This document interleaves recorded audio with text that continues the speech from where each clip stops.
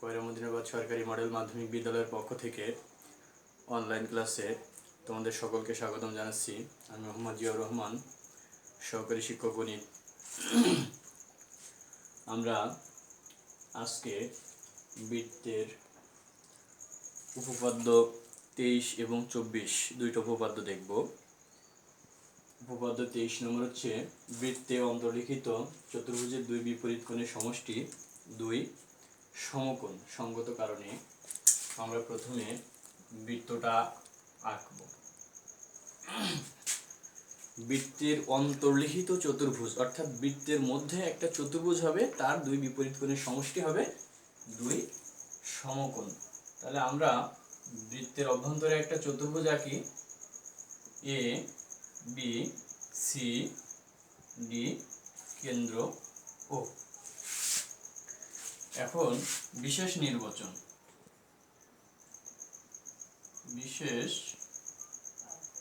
নির্বাচন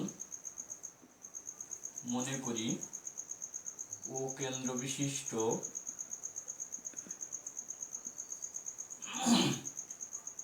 বৃত্তে এ B C D একটি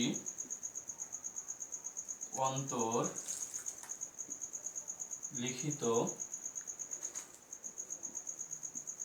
চতুর্ভুজ। প্রমাণ করতে হবে যে আমরা এই কোণ আর এই কোণের সমষ্টি দুই সমকোণ দেখাতে পারি, অথবা এই কোণ এবং এই কোণের সমষ্টি আমরা দুই সমকোণ দেখাতে পারি। তাহলে আমরা এই কোণ আর এই কোণের সমষ্টি দেখাবো দুই সমকোণ। প্রমাণ করতে হবে যে এই কোণটার নাম বিএডি প্লাস এই কোণটার নাম বিসিডি সমান দুই সমকোণ। এটা প্রমাণের ক্ষেত্রে আমরা এই অংশটা একটু যোগ করে নেব, বিও ও ডি আমরা একটু যোগ করে নেব। তাহলে অঙ্কন বিও এবং ও কমা ডি যোগ। এখন আমরা যখন যোগ করেছি তখন বি সি ডি একটা চাপ হয়েছে, বি এ ডি আর একটা চাপ হয়েছে। তাহলে প্রমাণ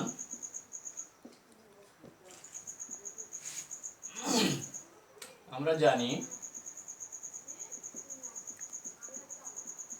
বৃত্তের একই চাপের উপর দণ্ডায়মান কেন্দ্রস্থ কোণ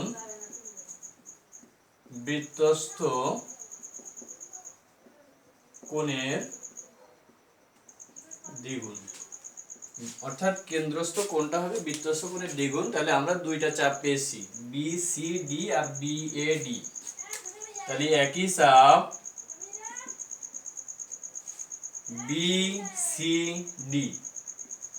বিসিডি এর উপর দণ্ডায়মান কেন্দ্রস্থ কত বিসিডি অর্থাৎ B O D, কেন্দ্রস্থ B O D এবং বৃত্তস্থ কত বি এ ডি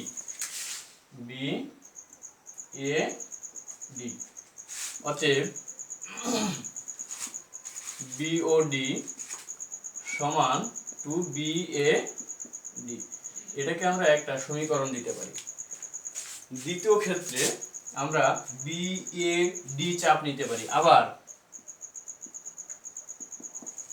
একই চাপ বি এ ডি এর উপর দণ্ডায়মান কেন্দ্রস্থ কোণটা কত বি ও ডি। তাহলে সঙ্গত কারণে এই কোণটা আমরা সিস্টেমেটিক্যালি 90 চেয়ে বেশি মনে হচ্ছে, তাহলে 90 চেয়ে বেশি, তাহলে দুই সমকোণের চেয়েও বেশি হতে পারে। তাহলে আমরা দুই সমকোণের চেয়ে যেহেতু বড়, তাহলে দুই সমকোণের চেয়ে বড় এবং চার সমকোণের চেয়ে ছোট কোণকে প্রবৃদ্ধ কোণ বলে। তাহলে কেন্দ্রস্থ প্রবৃদ্ধ B O D, B O D এবং বৃত্তস্থ কোণ কত? বি এ ডি চাপের উপরে B C D, B C D. অতএব প্রবৃদ্ধ B O D equal to B C D. এখন এটা যদি 2 নম্বর সমীকরণ হয়, তাহলে 1 আর 2 যদি সমীকরণ যোগ করি আমরা, তাহলে কিন্তু আমার দুই বিপরীত কোণের সমষ্টি দুই সমকোণ আমরা পেয়ে যাব। তাহলে আমরা একটু দেখি বি ও ডি, 1 ও 2 যোগ করে, তাহলে B O D plus প্রবৃদ্ধ B O D সমান 2BAD প্লাস 2BCD। এখন আমরা এই BOD আর প্রবৃদ্ধ BOD, অর্থাৎ BOD এটা আর এটা হলো প্রবৃদ্ধ BOD, টা টোটাল এই কোণটা কতটুকু? তাহলে টোটাল এই কোণটা হলো 4 সমকোণ। তাহলে 4 সমকোণ। তাহলে আমরা এখান থেকে যদি 2 কমন নেই, তাহলে BAD প্লাস BCD। এখন আমরা উভয় পক্ষকে 2 দিয়ে ভাগ করব, তাহলে 4 কে 2 দিয়ে ভাগ করলে 2 সমকোণ, আর একে 2 কে 2 দিয়ে ভাগ করলে থাকবে কত?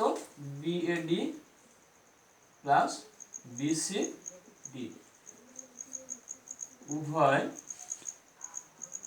পক্ষকে 2 দ্বারা ভাগ, অতএব BAD plus BCD equal to 2 সমকোণ। তাহলে যেহেতু BAD এবং BCD 2 সমকোণ, সুতরাং আমরা বলতে পারি বৃত্তের অন্তর্লিখিত চতুর্ভুজের দুই বিপরীত কোণের সমষ্টি 2 সমকোণ। অতএব বৃত্তের অন্তর্লিখিত চতুর্ভুজের দুই বিপরীত কোণের সমষ্টি 2 সমকোণ, এটা আমাদের প্রমাণিত। তাহলে 2 সমকোণ বা এক সরল কোণও বলা যেতে পারে।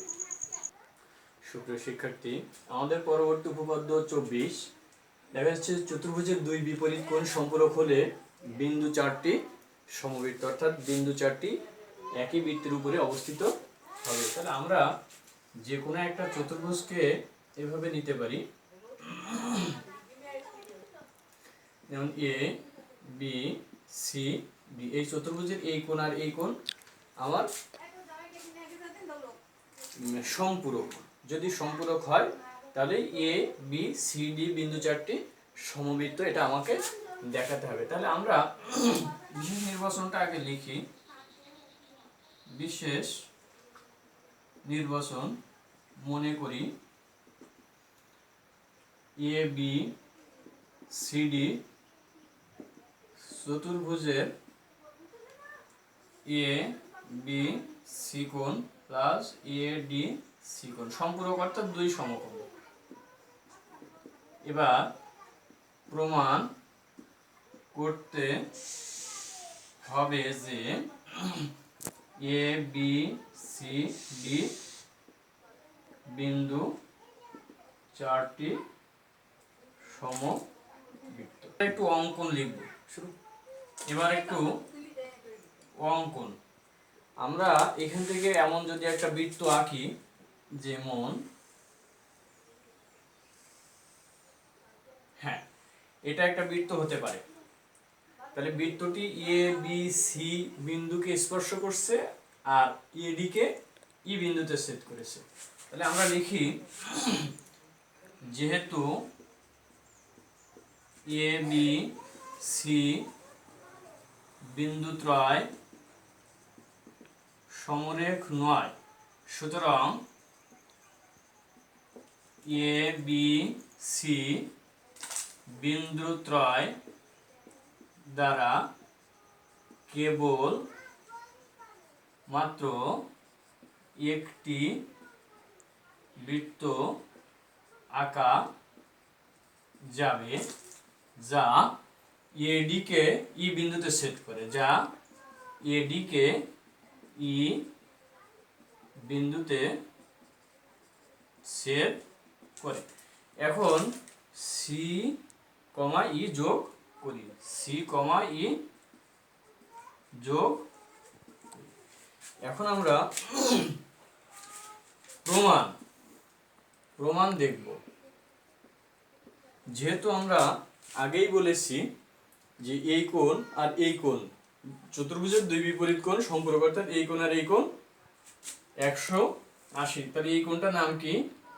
যেহেতু A B C plus A D C equal to 2 সমকোণ। অঙ্কন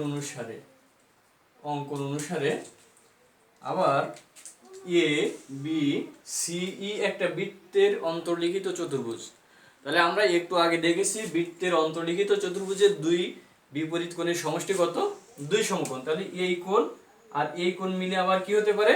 2 সমকোণ হতে পারে। আবার এ বি সি প্লাস এ ই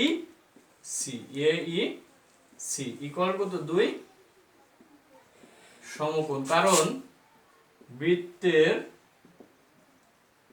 অন্তর্লিখিত চতুর্ভুজের দুই বিপরীত কোণের যোগফল 2 সমকোণ। এখন আমরা যদি এই দুটো বিয়োগ করব, যদি বিয়োগ করি তাহলে এ বি সি থেকে এ বি সি বাদ গেলে ওটা থাকে, বাদ চলে গেল। 2 সমকোণ বাদ গেলে 0 হয়ে গেল। এ বি সি থেকে এ বি সি বাদ গেলে 0 হয়ে গেল, থাকলো এটা মাইনাস এটা। A D C minus A E C equal 0। অতএব এ ডি সি সমান এ ই সি, অর্থাৎ এই কোণটা আর এই কোণটা সমান। কিন্তু সেটা কি সম্ভব? যেহেতু সিডিই একটা ত্রিভুজ, আর ত্রিভুজের যে কোনো বাহুকে বর্ধিত করলে উৎপন্ন বহিস্থ কোণ বিপরীত অন্তস্থ কোণ দ্বয়ের যোগফলের সমান হওয়ার কথা। অর্থাৎ এই কোণ আর এই কোণটা এই কোণ এবং এই কোণের যোগফলের সমান হওয়ার কথা।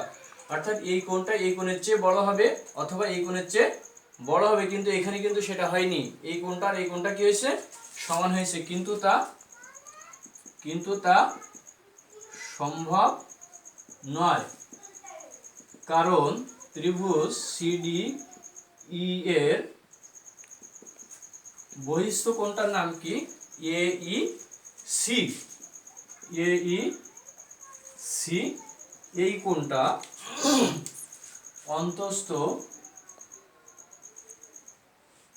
অন্তস্থ কোণ এইটার চেয়ে বড় হবে, এটার চেয়ে বড় হবে। অর্থাৎ এ ডি সি বা ই ডি সি বা এ ডি সি বা ই ডি সি। তাহলে এ ই সি অর্থাৎ এ ই সি এর চেয়ে বড় হওয়ার কথা। সুতরাং ই ও ডি বিন্দু আলাদা বিন্দু হতে পারে না। সুতরাং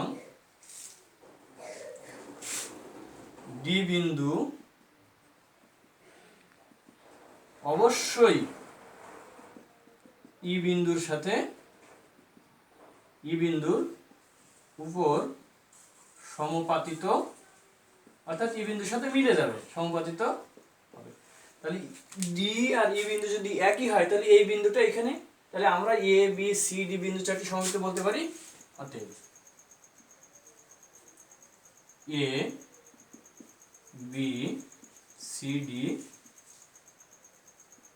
বিন্দু 4টি সমবৃত্ত, এটা প্রমাণিত। তো সুপ্রিয় বন্ধুরা, আমাদের এই নিয়মের একটা কাজ আছে তোমাদের অনুশীলনী 8.3-এর 3 দাগ। অনুশীলনী 8.3-এর 3 দাগ, এই একই রকম নিয়ম, তোমরা সম্ভব হলে সেটা করবে। আর তোমাদের বাড়ির কাজ থাকবে তার উপপাদ্য 23 ও 24, উপপাদ্য 23, 24, এই দুইটা কাজ যেভাবে আমরা দেখিয়েছি তোমরা সেভাবে করার চেষ্টা করবে। তো সুপ্রিয় বন্ধুরা, সকলকে ধন্যবাদ। তোমরা সকলের স্বাস্থ্যবিধি মেনে চলবে, বাড়িতে থাকবে, অযথা হাট বাজারে ঘোরাফেরা করবে না। ধন্যবাদ।